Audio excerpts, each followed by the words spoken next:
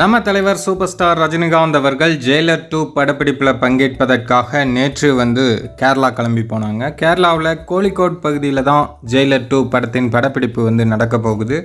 இங்கே ஒரு 20 நாட்கள் ஷூட்டிங் நடக்க போகுது. அதற்காக தான் தலைவர் போயிருக்காங்க. கேரளாவில் தலைவர் தங்கும் ஹோட்டலில் தலைவருக்கு உற்சாக வரவேற்பு கொடுத்துருக்காங்க.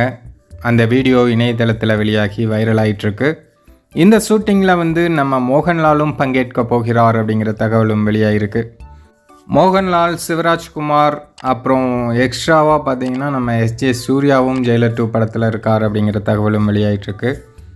ஜெயிலர் படம் 650 கோடிக்கு மேலே வசூல் பண்ணியிருந்தது.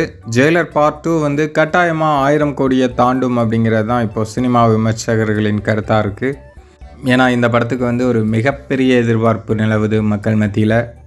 நெல்சனும் அதுக்கு தகுந்த மாதிரி இந்த படத்தை ரொம்பவே ஃபயராக தான் பண்ணிகிட்ருக்காரு. கட்டாயமாக இந்த படமும் ஒரு மிக பிரமாண்டமான வெற்றி பெறும்.